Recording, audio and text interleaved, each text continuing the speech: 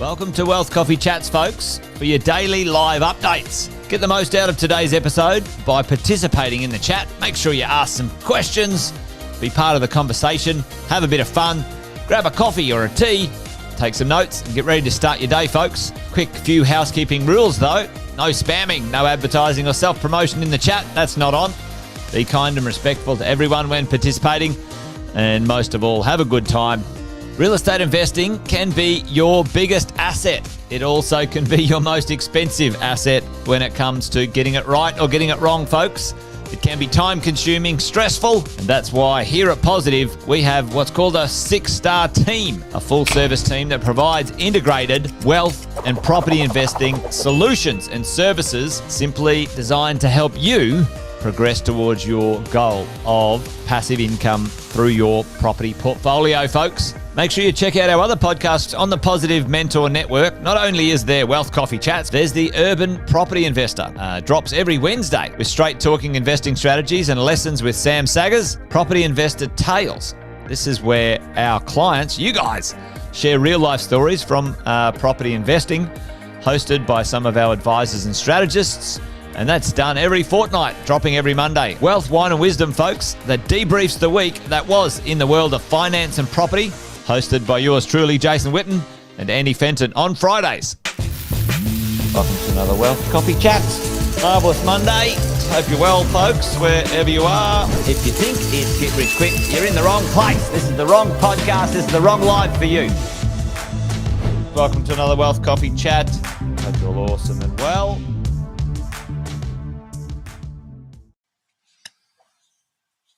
Hello. Good morning, folks. Welcome to Wealth Coffee Chats. Good to see a few of you on already this morning. Do the quick warm-ups. Get things going this morning. Terrific Tuesday here, middle of the month.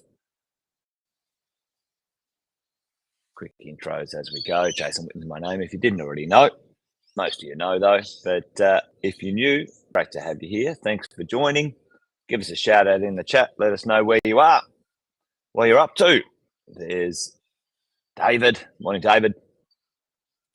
Brad's in the house as well. Brad, Chris is there. Morning, Tim. Good to see you guys.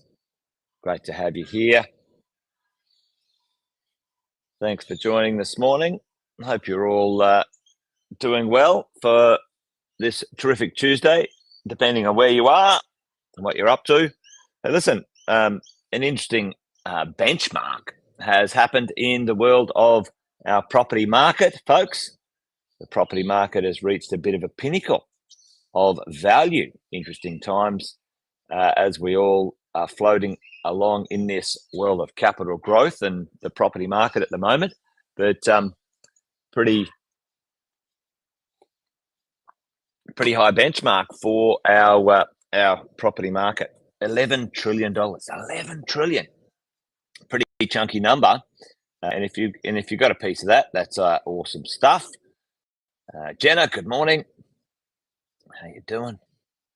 And Sonia, great to see you. Good shout outs. Yeah, $11 trillion, hey? $11 trillion in the market right now. And that's pretty amazing. 11 million dwellings going on. Not a lot of debt, actually. It's interesting when you have a look at the marketplace like this and you have a look at people's debt positions against their home values or real estate value. It's not as much as the, sometimes the media would have you believe, is it? At the end of the day, this is an interesting one. In Australia, certainly it's a little bit exacerbated, and probably in many places around the world. Most Aussies park a lot of their personal wealth in their homes, their housing.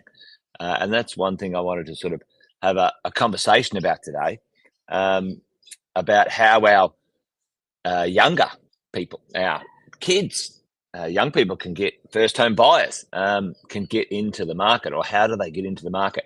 We're going to run a webinar tomorrow, actually, for all of the kids of mentoring, not the kids, probably the young investors of mentoring, the young property owners of mentoring. But this is an interesting one, isn't it? Like, at the end of the day, the whole stock market, 3.2 trillion, plus the commercial property market, and the residential real estate market dwarfs that marketplace, right? The challenge is, how do you become, in this world, in this space and place, how do you become a first home buyer? Because, $11 trillion of market value, and some of the challenges out there for some of the young wannabe property owners, property investors, property first home buyers, a bit of a challenge, right? So, what's holding them back? What's causing them some grief? And, a lot of them caught in the world of what we might call a rent trap. I don't know about you. I've still got a couple of young adults at home. One of them left and then they came back saving a little bit of money to move again. One just bought their first home. They're staying around so they can put money into the first home. Now they didn't use the first home owners grant actually, which is a good thing, but turned it into an investment. So rents are going up, skyrocketing. There's some challenges for first home buyers to get into the market. They're kind of on this hamster. We'll talk about that in a minute. Bad debt. What did we see the other day? Did anyone see the other day? I think it was 78 billion. Can't remember exactly what it was. I did it in one of my wealth coffee chats. $78 billion of hex debt. So some of these challenges for our first home buyers are crazy, right? Saving a deposit.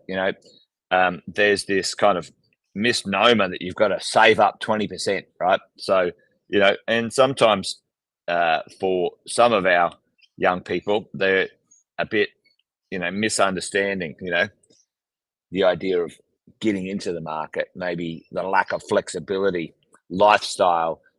They prefer to sort of enjoy experiences, which is completely fair, rather than put money into a house or whatever it might be.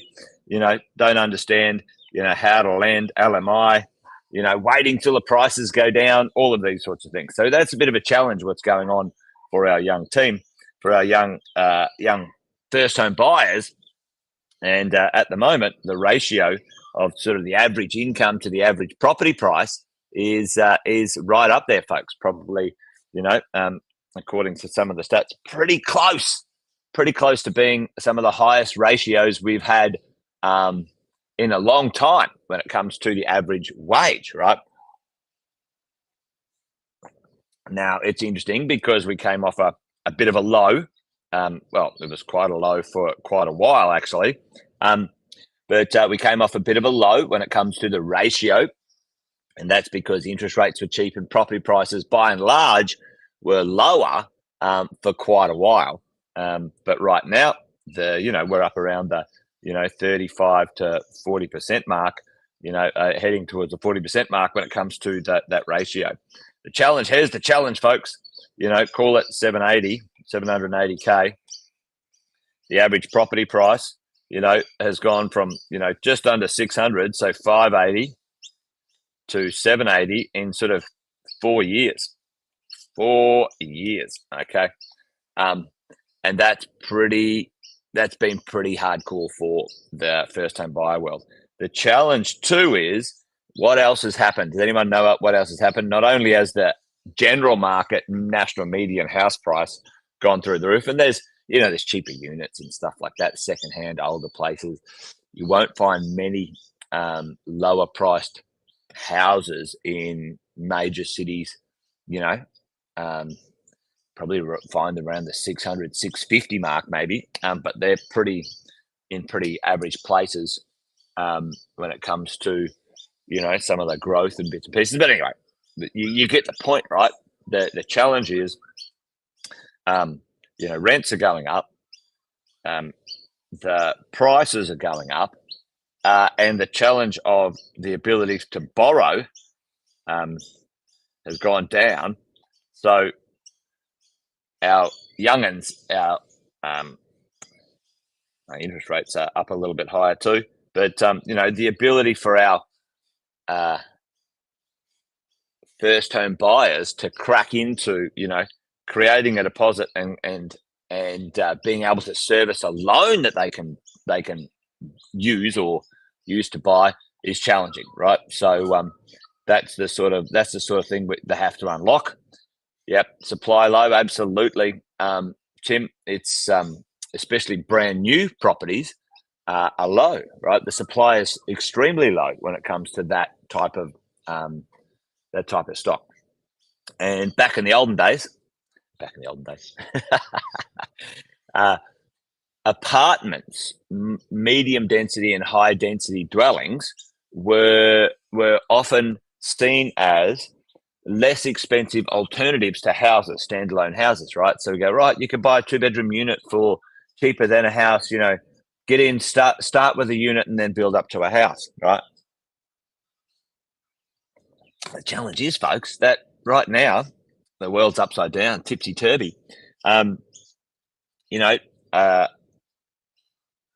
Because of the construction costs and some other issues around high density dwellings, the cost to build them is insane, and they're not a low price point anymore.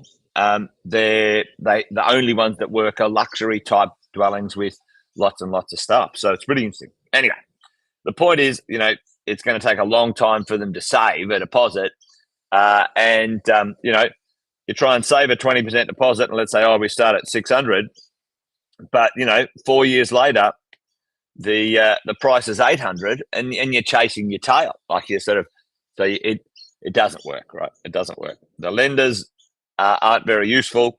There's a few of them around, and how do we crack the code? So this is an interesting one. If you've got any of your children or people in the first home space, then how do we get ahead of the game here? And there is a few opportunities.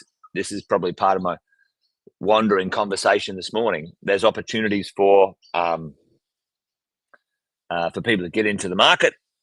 They're not as widespread as they were 4 or 5 years ago, I can tell you that. But there's certainly government grants out there. There's free money. Who's up for some free money? And folks, if you're sitting there right now and you've got some kids, then maybe it's worth thinking about getting them on the property ladder if they've got some stable incomes and some jobs. Jeff, how are you, mate? Family gifting. We use this one really wisely, and developers and builders. There's lots of incentives going around when it comes to getting first home buyers into the market. So what's available, folks? This is pretty interesting, and I'm going to this is like a little bit of an advertorial, but an educational advertorial for tomorrow night. We're going to run a deep dive into the first home buyer stuff for the Kids of Mentoring. So if you're in coaching and mentoring program, the Portfolio Builder Lifetime Mentoring, then you should have received an invitation. If you haven't, give us a shout out in the Facebook group, and we can hook you up with the link. But if you want to come along and find out how you can help your kids, or if you're a first home buyer and you're in mentoring, then this is for you perfectly.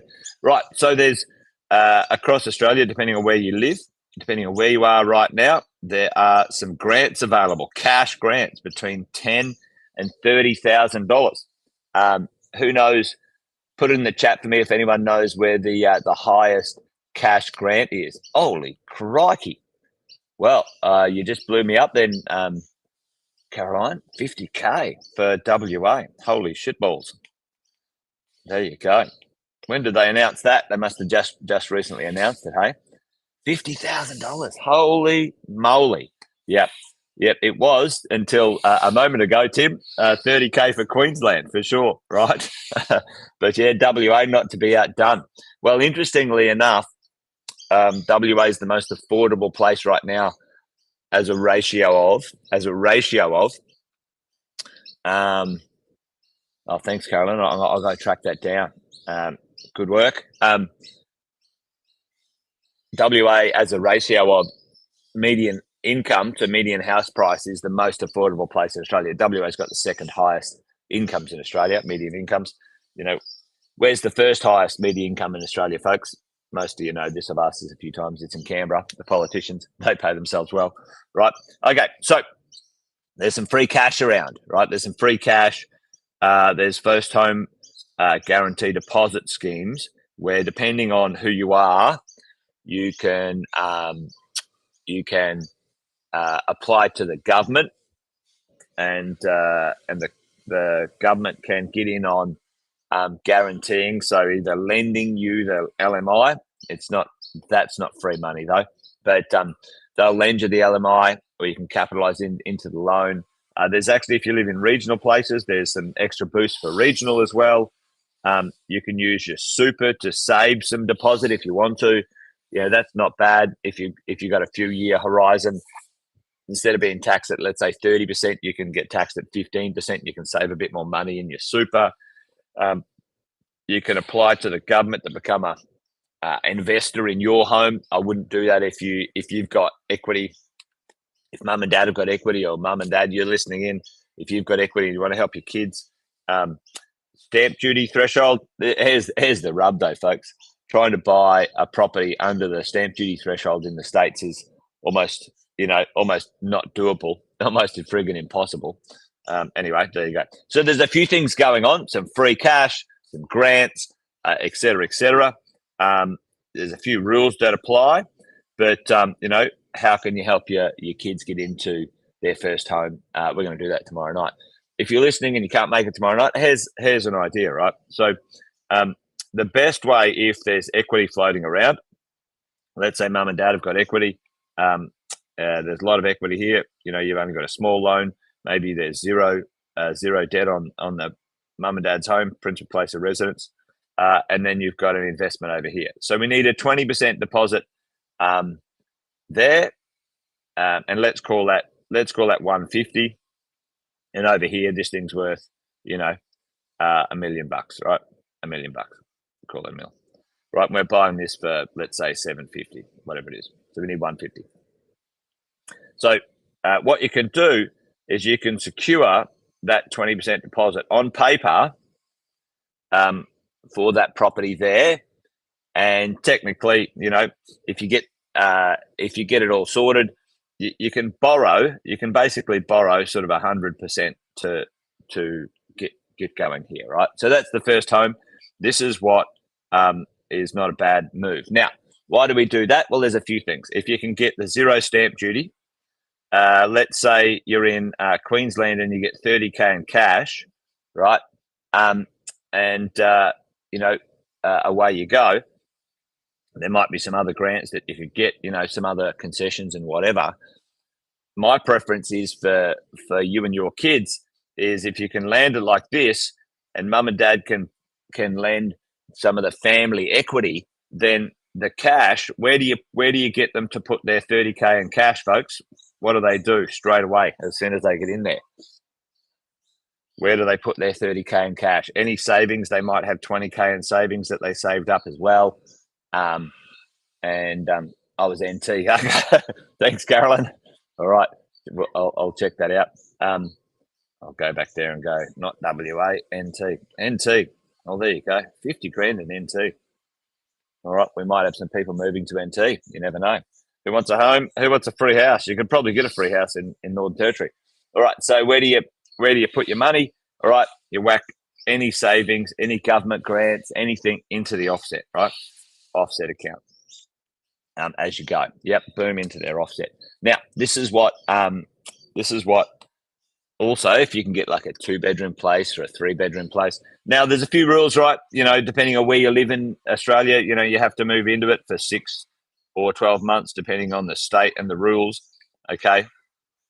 And there's a difference between the stamp duty concession and the first homeowners grant, folks, as you go. Now, I wouldn't repay mum and dad, Jeff, because this is the thing. Here's what happens. Over time, folks, and let's say over the next 5 years, this property goes up 20%. Okay, this one goes up. Okay, then you can get rid of that. You can get rid of that loan. That 20% is released. Okay, so the moment their property goes up 20%, then it just releases mum and dad's property. Away you go. No money has to change hands. and it's only limited to the deposit as well if you get the loan right. Okay, so that's pretty good. Okay, that's pretty good. So there's some ability there. So instead of them putting the cash into the deal, you use the equity and they get the cash for other things. The cash sits in their offset account. It's a buffer. It's teach them a few things, not to spend it on a holiday or whatever, right? Maybe they spend it on some furniture to house the place. Now, our kids, my son, before he turned it into investment because he didn't want to move in just yet, he had 3 mates lined up. So 3 mates lined up, and they were all going to rent with him, right? Okay. And the rent, the dollars, paid for the mortgage, made it positive cash flow. Okay, so we did the numbers. He was going to move in with his mates. He had 1 room, and they were going to share the other 2 rooms, and because he had a 3-bedroom townhouse, and it was going to be positive cash flow. He lived there. While he was there, he still had a room, hang out with his mates, etc., etc. So here's a few ideas anyway. So anyway, there you go, folks. Tomorrow night we're going to do a first home buyer night. If you're up for it, come along. Hopefully that was useful today. If you can't make it tomorrow, then let people know that first home buying is certainly something that they should get up to. If you haven't got your kids in the marketplace, I reckon probably not a bad idea if you can help them out if they're ready. Anyway, there you go. Rabbiting on now. That's it, folks. Wealth Coffee Chat's done and dusted for me today. Thanks for joining. Great to see you. Join us tomorrow. The property management team, Cass, will be on tomorrow talking all things property management. So hopefully you can join us for that one. All right, folks, that's it. Take care. Bye for now. See ya.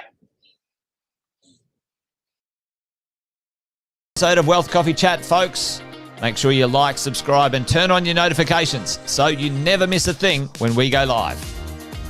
Improve your portfolio and investing game, folks, with Wealth Coffee Chats live every morning at 8:10 each weekday. Make sure you join us. Previous episodes are also available wherever you get your podcast.